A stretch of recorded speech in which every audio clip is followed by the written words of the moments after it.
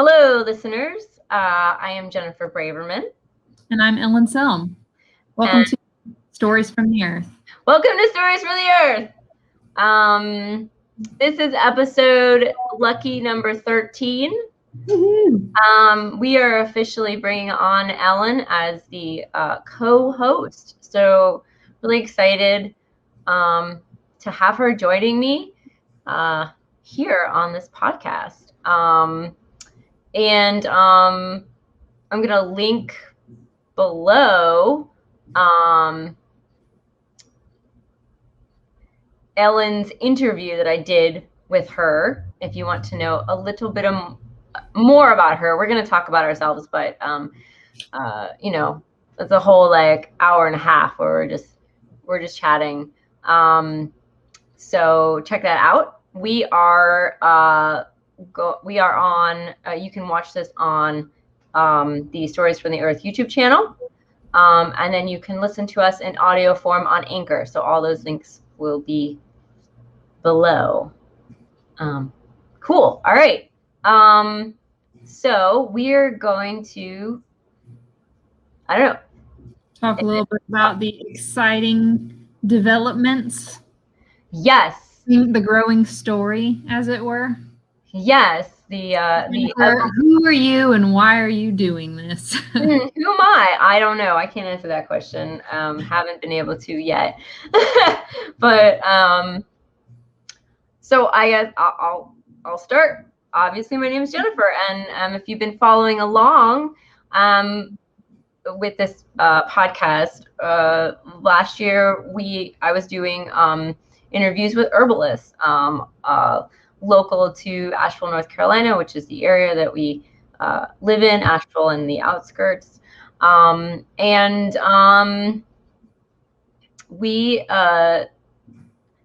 have it's a shop called Seawell Herbs. I make herbal body care, currently on vacation,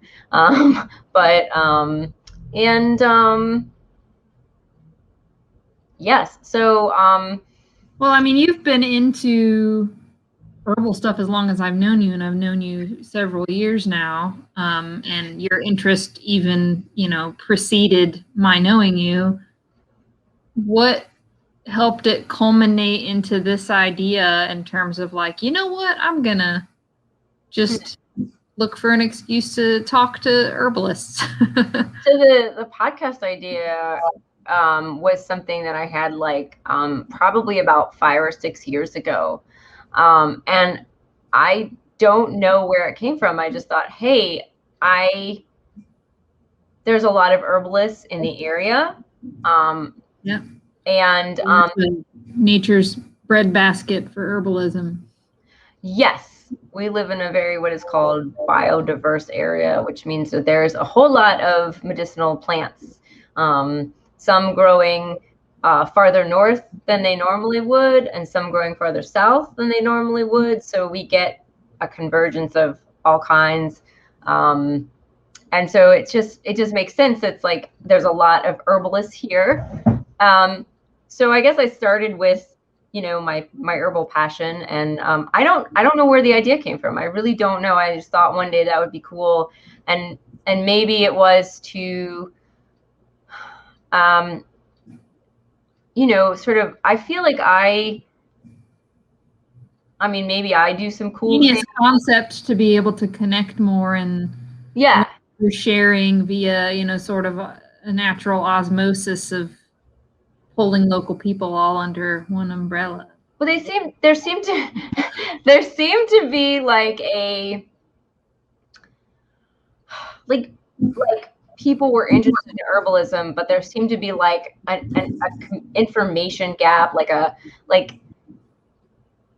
I felt like it seemed I wanted to make it more accessible for people and for people to understand like what an herbalist is, what it means to be an herbalist. Like once you go and study herbs, what do you do with that? Like, awesome. And then it took me a really long time because I had a major health crisis in the middle of it. And then I was laid off due to COVID, and I finally asked my friend, and I was like, hey, blah, blah, blah. And she's like, yeah, let's do this Tuesday. And I was like, holy cow. So my first interview with Deanna was done. And then I posted on Facebook, and she reposted it on her Facebook page about like, hey, I'm looking for more herbalists. Now, I didn't think I would get anybody. Like, I really didn't think this was going to really go anyplace. Like a lot of things. It's just sort of, but apparently a lot of herbalists wanted to chat. It's like an idea whose time has come. Right. So like, then it was just like, and I got like 14, 15 people that wanted to chat with me. And I was like, holy crap. And so that's how this started. And then, of course I was chatting with Ellen. Yeah, the whole concept's been very inspiring to see it take off. And you know me, I've always got the wheels turning. So your title really struck me, Stories from the Earth. And it kind of hit me with an epiphany one day, because I've spent a lot of this last year and a half digging more and more into the concept of story as really being foundational to kind of what it means to be human and interact with the world around us. Because the way humans originally passed along knowledge was, orally, because we didn't have writing and so forth. So there's a lot of power in how we use our words and how we connect with people to share things, and how that passes information along.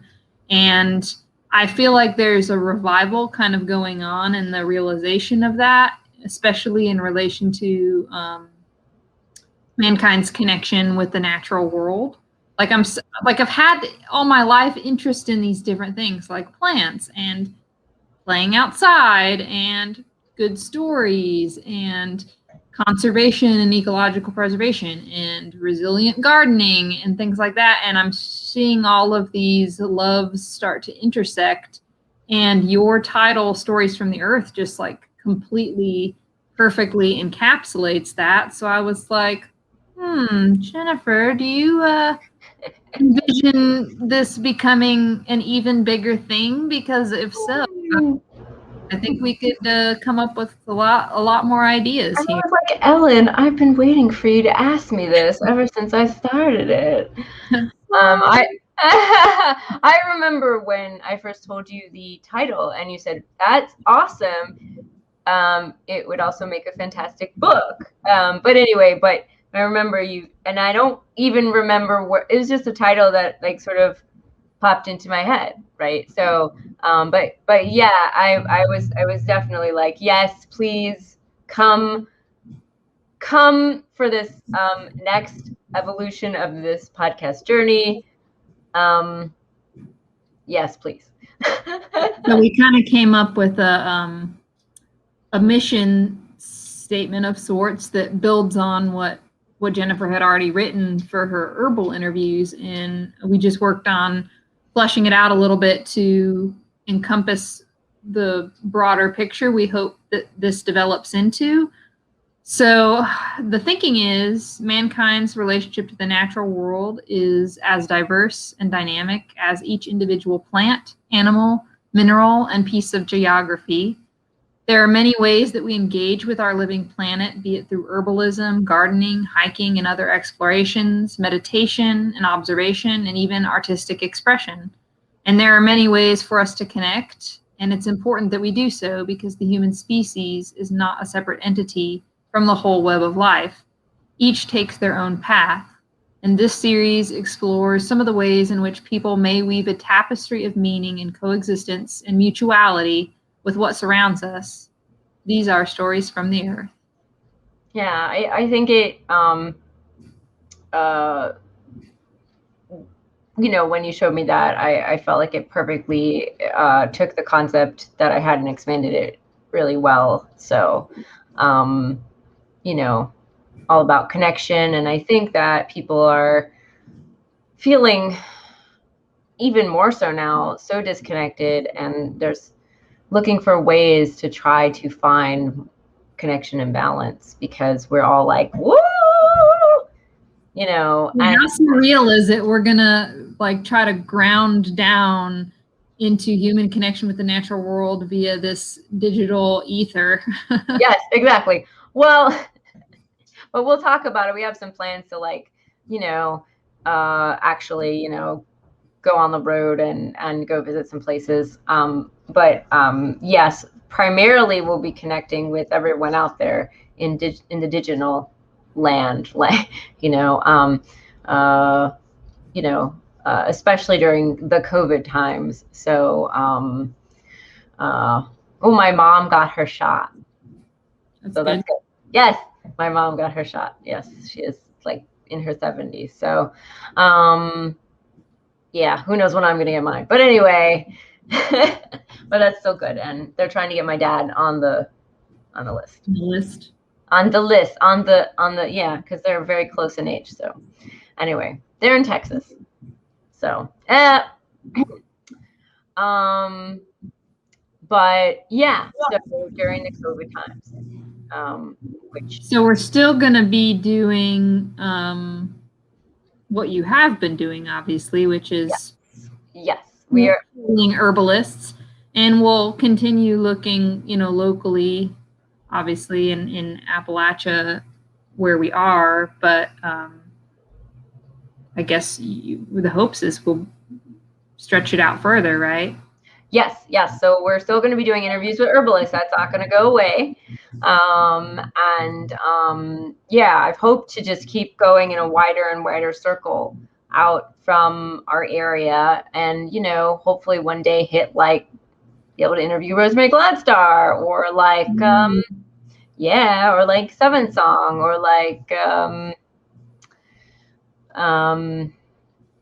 fingers crossed. Ooh, some big names. Big names. So, so those are like the big dreams. But you know, and then anyone, you don't have to be like a big name. Like, I mean, like, really, if you want to come on and talk about your experience with herbalism, or if you're just learning, you want to chat about, you know, your thoughts. Like, yeah, I like how you've used it, like you said, as sort of that bridge of accessibility for people to kind of really think about, like, what do people do after they go through any kind of schooling and practice, and right, or even, like I said, like someone's experience while they're in school. So, like, you know, I want to just leave it open. You know, you don't have to be an herbalist. Or you can call yourself an herbalist, but you don't have to, you know, you don't have to have like so much school or whatever. Like, I want to make it real, like, accessible. Self-professed plant geeks, calling all. You know, Which kind of ties into the hope to bring more permaculturists and other sort of alternative gardening gurus, so to speak, on to have chats as well, because I think there's an intersection there, obviously branching out just from herbs into plants and how we grow them for use and conservation in general. So hopefully we'll get some folks on to talk more in that vein, which also leads into one of my hopes is that we could also branch into more the storytellers who are ecologically minded. For some reference points, if anybody listening to this is familiar with some names, to my mind, that brings up Martin Shaw, Robin Kimmerer, Paul Kingsnorth, Sharon Blackie. Those are some folks that I've been reading into and have a lot of overlap in some of their concepts in terms of story and mankind's relationship with nature. So cool. That was just what I was going to ask you. Maybe them. If not, then we'll at least get to go over their materials and expose an audience to their wonderfulness. Right. So we want to do book reviews because books are always like, I mean, I feel like it's really important because people are learning, so we learn through the books. It's sort of like, so I cannot express why I feel like books are so important, but like all the herbalists I've been talking to are like, yes, books are awesome. I have a stack here, and I'm just like, everyone's favorite is, not the digital form, but like the hard copy, so we can just reference it but anyway, so we want to do some book reviews. We want to read some books and talk about them. One is Braiding with Sweetgrass. And then Ellen, you want to talk about the book that... Oh, the One Straw Revolution? Oh, that's another one. Yeah. So we've got a few in the upcoming schedule works. Yeah. You've got our first book is going to be Plant Intelligence. Plant Intelligence in the Imaginal Realm by renowned herbalist Stephen Herod Booner. I've been working my way through that one, so that'll be a good one to look at. And this kind of segues into the concept of storytelling too. Like, we'll certainly have some discussion episodes kind of going through a book and talking about what we liked about it and recommend it and so forth. But I could really imagine using this platform as a way to also tell stories. So, whether that's either one of us telling a story or a guest telling a story, and what that might, look like could be like literally telling a story in terms of something that's more fable and fantasy, parable almost, or it might be something of just like sharing a story of like something that actually happened in our life or our guest's life, and how that might, relate to something in nature. Obviously we're keeping to a theme here. Yeah. And then some, just some chats, on some topics that we feel like is, have a tie-in with our lives. We feel like, is important we're interested in chatting about, which we haven't quite discussed what those might be yet, but this is all like a rough, kind of more of a little rough outline, but we we do have some stuff sort of starting to pencil some stuff in. So and then some of the herbalists that I've been talking to this year, they have land, they have and we're like, wouldn't it be cool to come visit and take a camera out there with them, and they can show us all their land, their plants, and like all this stuff. So it's one of the more COVID safe things we could do, although I still think we'd probably try to hit people up for that after this has died down, hopefully. But if we start pushing into later this year into next year and not a lot's changed, then we might see what we could at least do safely outdoors. But yeah, I mean, that would be super cool. Take the show on the road. If you tuning in on things like YouTube, you'd actually get to see the video as we walk around area farms and do little tours. I think the tours would be hard to do with the audio. I would have to see how it sounded.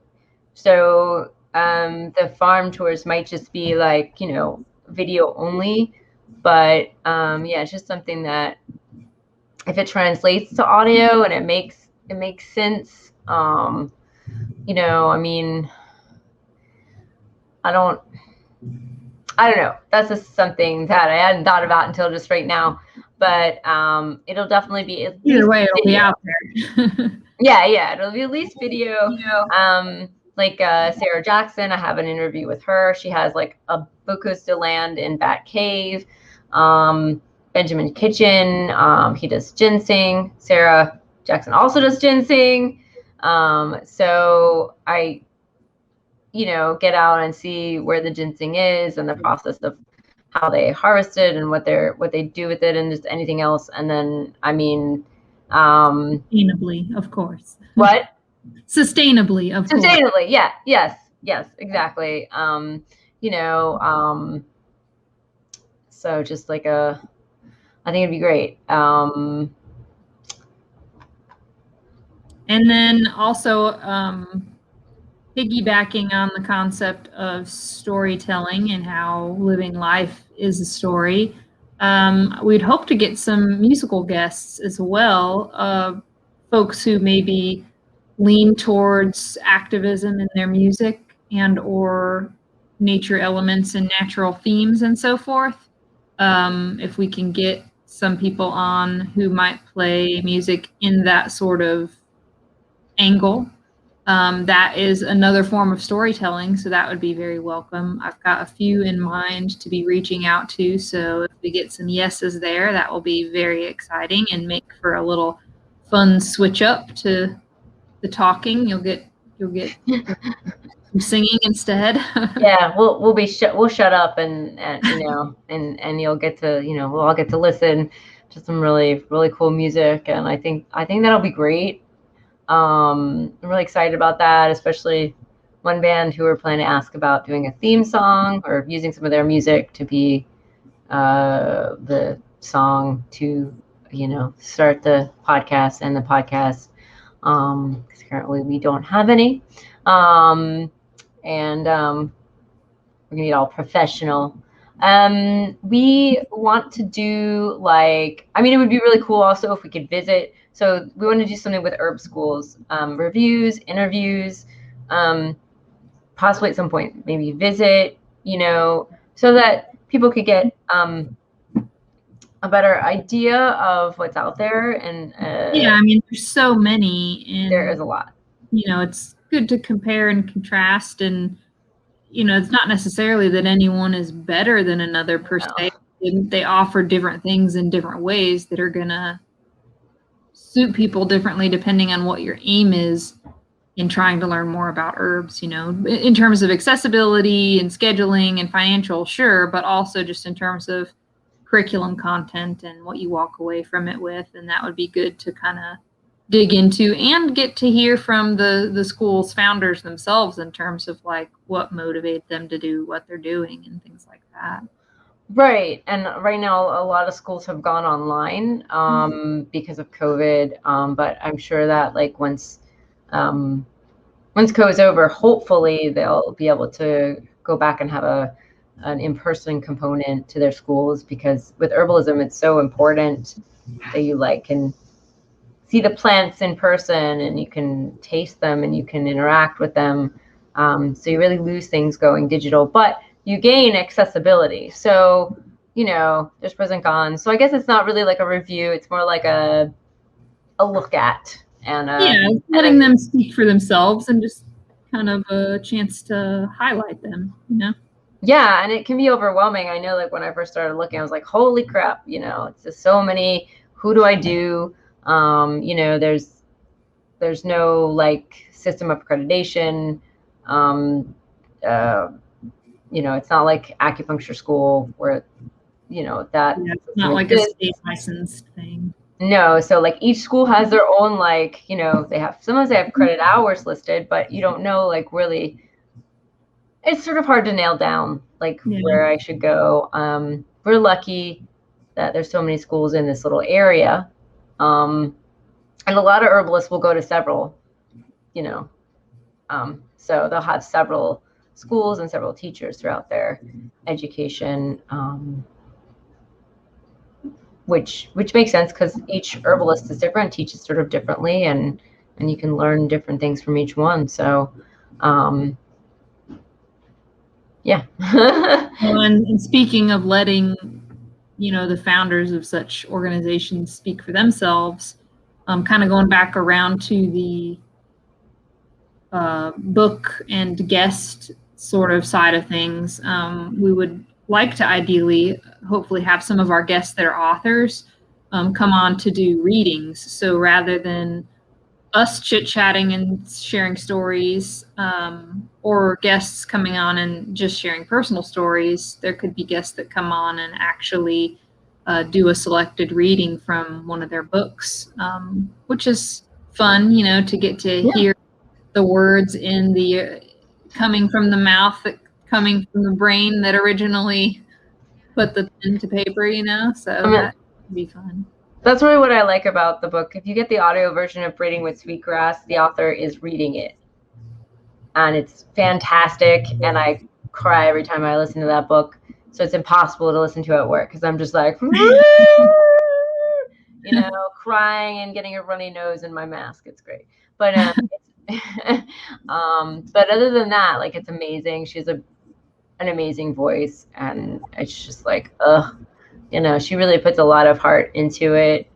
Anyway, it's just real good. Yeah, it'd be neat if every audiobook had its own author reading it. But maybe, obviously not all of them want to do that. So. I mean, it's hard. It's definitely hard, I think it just takes some skills, and maybe it's not something everyone's really able to do. But it would be nice if more did. I agree. I think it adds to it a lot. So you had an idea of a couple interesting concepts, which you clearly have more envisioned for than I do as of yet. But like topic chats with like multiple sort of guests, almost like a panel, where you have multiple people able to talk at once, or even podcast takeovers. Like, what are you envisioning that to kind of look like? So the special topics chats are open to anyone who, if you want to. We have a Facebook group, which I'll put the link up. Just stories for the Earth on Facebook. So I would, I posted up. You can sign up for them. Kind of, I think, want to limit to 6 people, but so we're going to do an herbal book chat. So I can have up to 10 people on the screen at once, but I probably won't because it's a lot. So people just, I'll facilitate, and, everyone will get to talk about their favorite herbal book or whatever. We'll just talk about the topic of herbal books. There's a irritable bowel syndrome and IBS. Sign up for that because all these. So you want to do different health topics and different. Yeah, these 2 ideas came out of chats with people that I had interviewed, and they were like, "Hey, I'd love to talk about this." So I was like, "Oh, okay." And then there was more than one, so I was like, "Oh, well, I'll make it a thing." And so it's sort of like with a panel. So it's a group of people. So those are just the books and the IBS so far. And then the podcast takeovers is just, people can take over to host the podcast, and they can, pretty much talk about any topic they want. We can go off topic even, so it's just, or we, if they want to talk about a topic that is more closer in line with our theme. I mean, it's not going to, I don't know. I mean, it's more of just a fun way to kind of switch it up and give somebody a platform. Yeah, I thought it'd be neat, and I have 2 people interested already. So and one person was like, I can talk about fashion or tarot or whatever. It's or even I don't know what the other person wants to talk about, but so a little example about like kind of going off topic. I mean, you can always tie them in, but I thought that would be really interesting, to do. I don't know how often we would do them, but we have a lot of variety already in this list.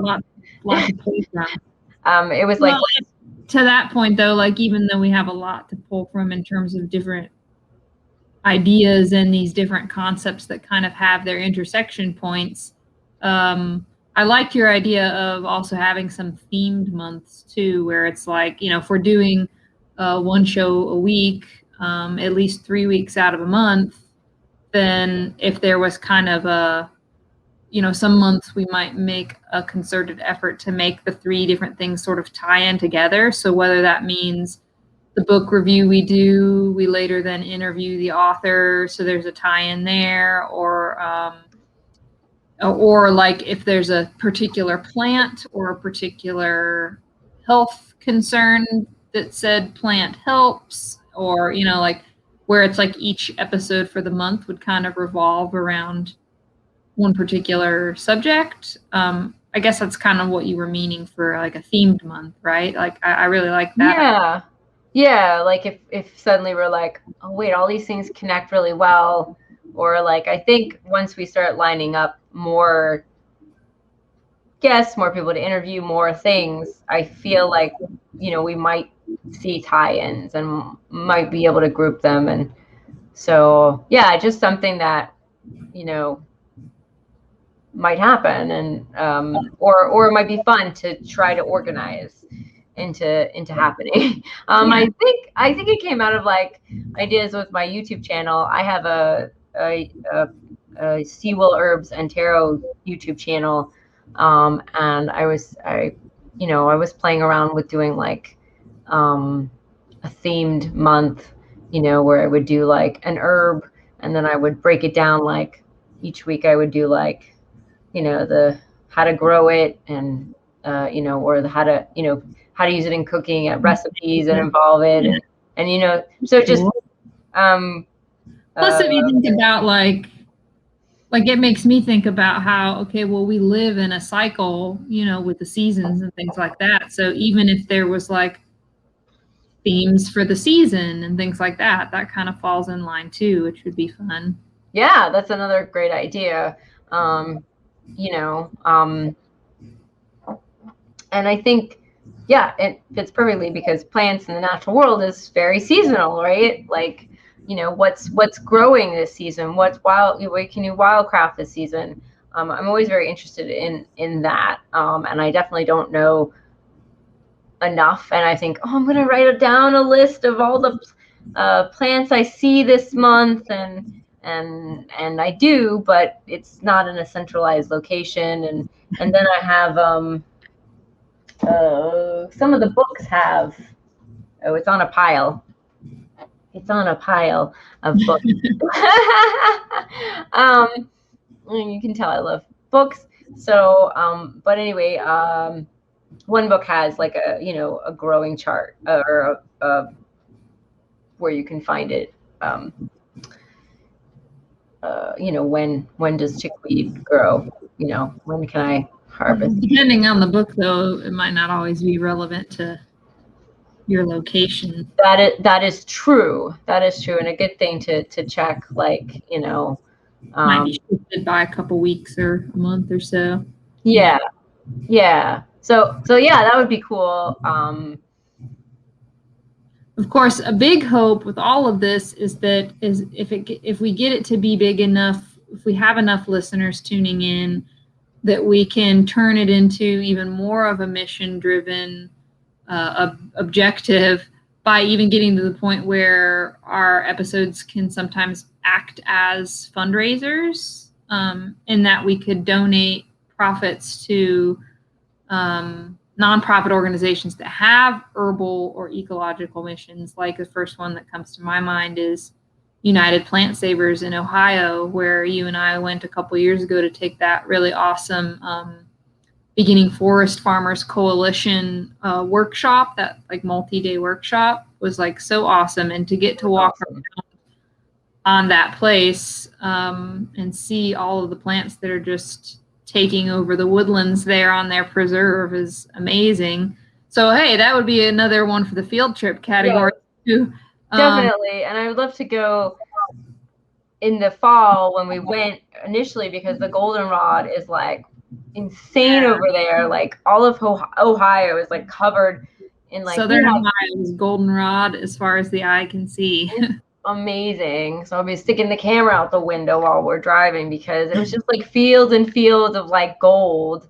I mean, we have it here, but it's nowhere like that, you know.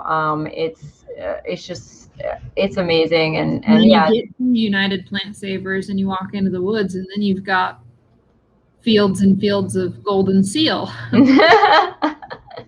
which is also amazing. And they're a really great organization. So everyone should look them up on the internets. It's United Plant Savers, and yeah, that would be fantastic to be able to raise money for them.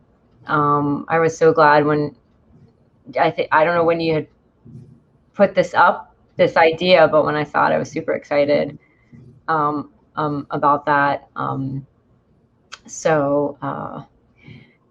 on a side note, if you want to support us, I will be working on that.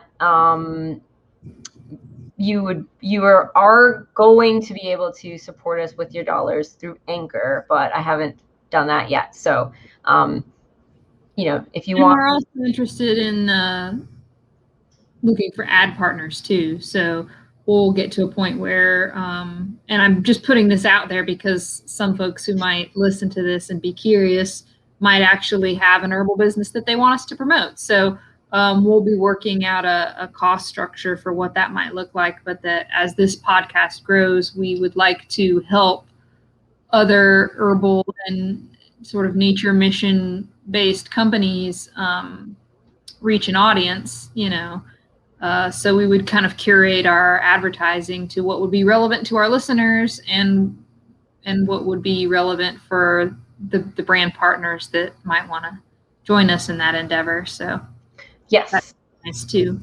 Yes, exactly. So please, you can contact us. There's a Seawell Herbs.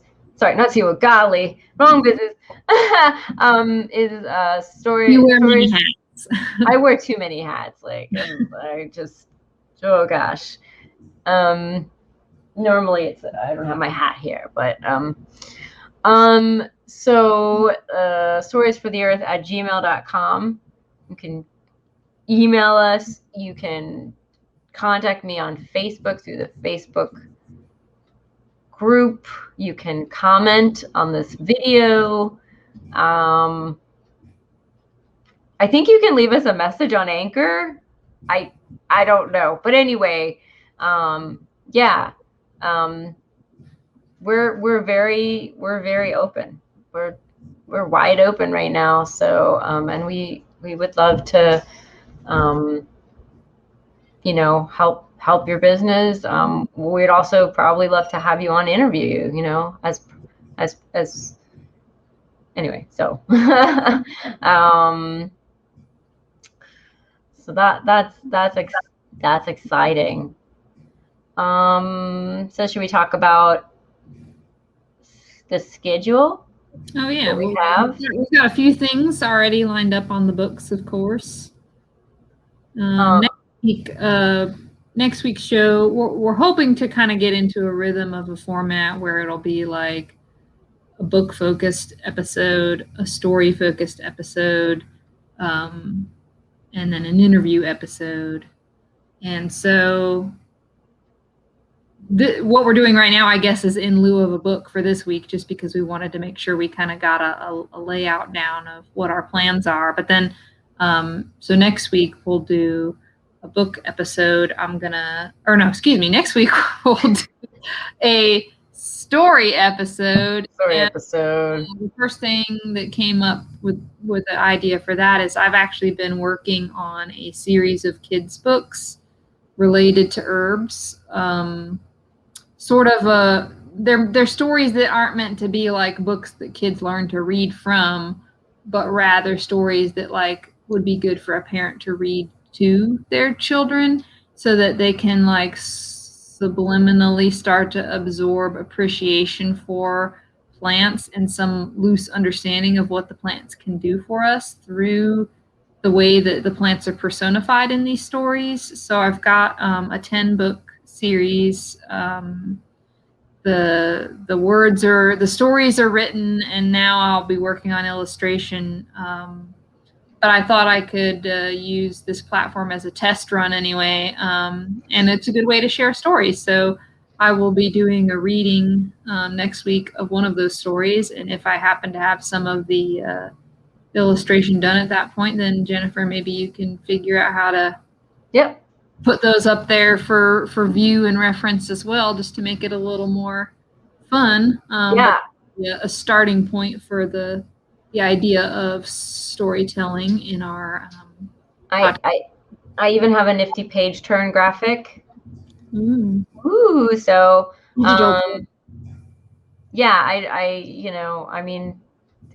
that shouldn't be a problem. So hopefully while Ellen reads, you won't see her, you'll see a picture, or whatever picture, whatever drawing she has ready, and then maybe we'll switch back to her, but it'll be,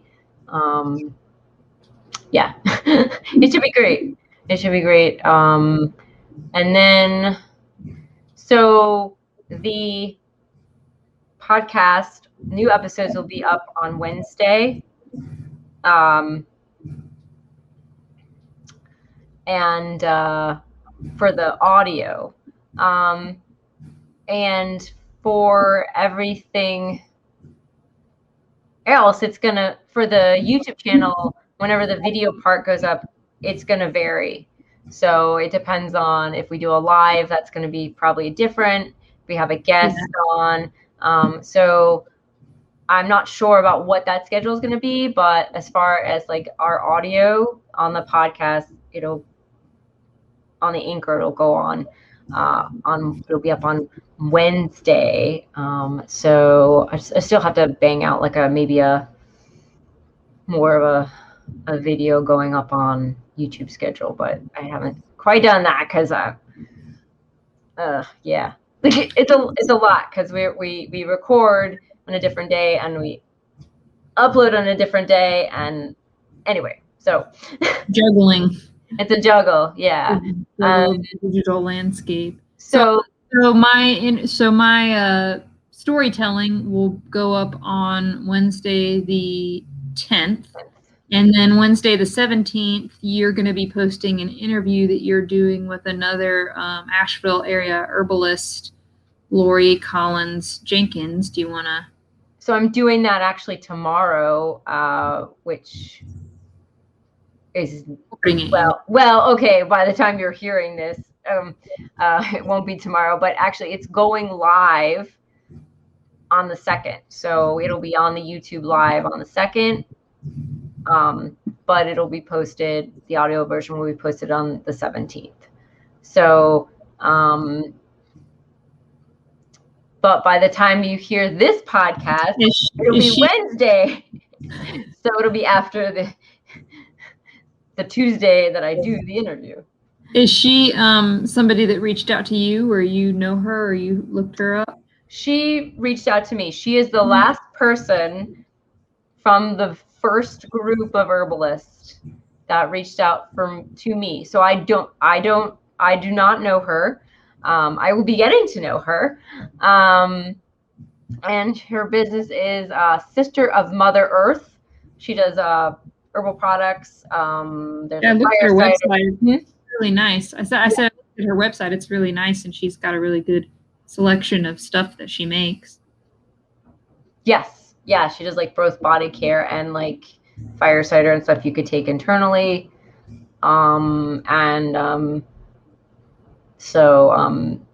She sort of describes her, she describes her more like a herbalist kitchen witch. She likes to make concoctions and stuff. So yeah, so I'm excited about that. And those are always interesting, whether you know the person or you don't know the person, because oftentimes you get to talk about really neat stuff.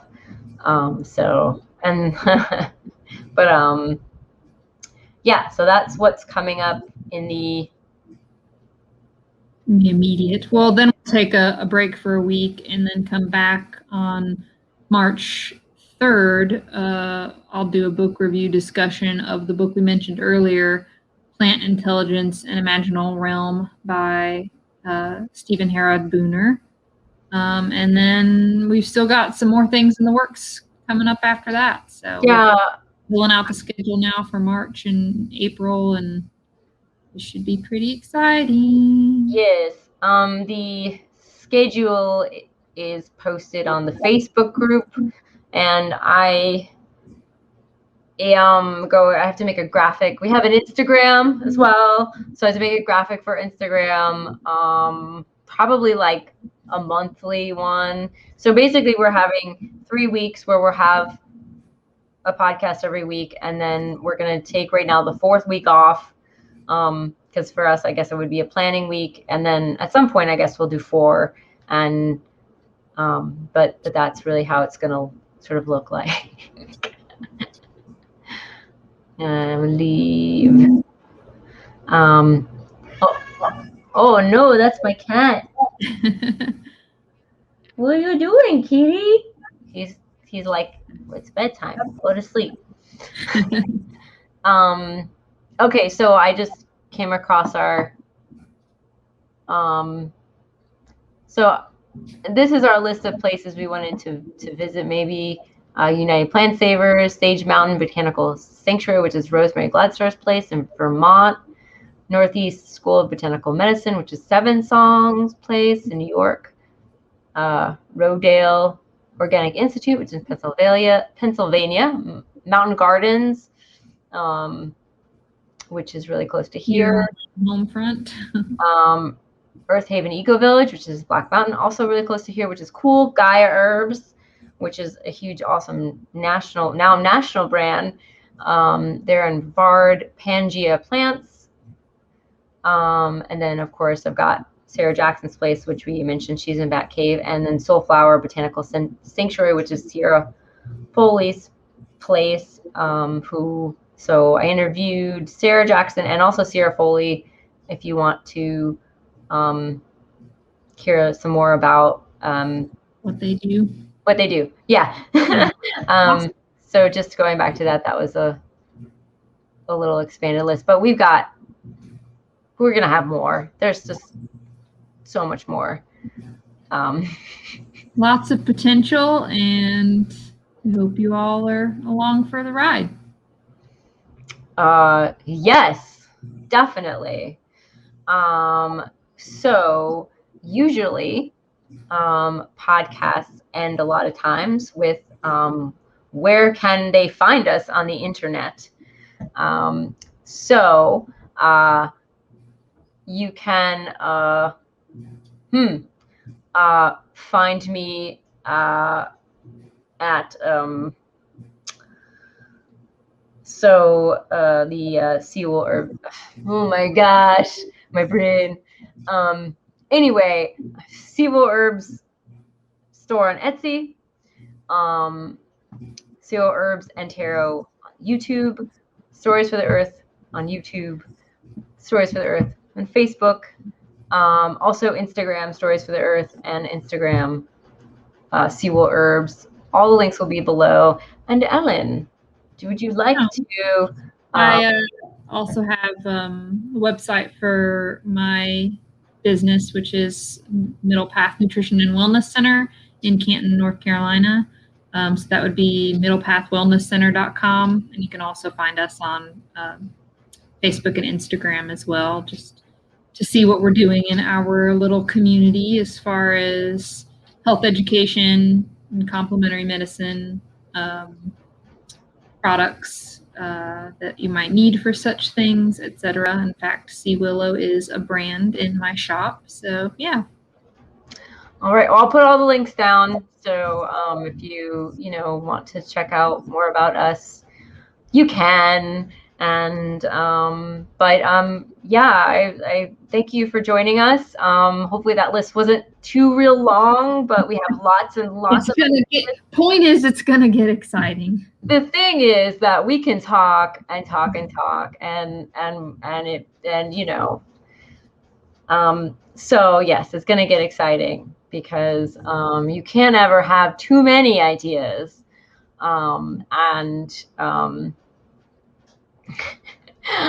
When you get me and Ellen together, you get ideas. That's what we've found out over the years. So, we will see you guys. So stay tuned next week.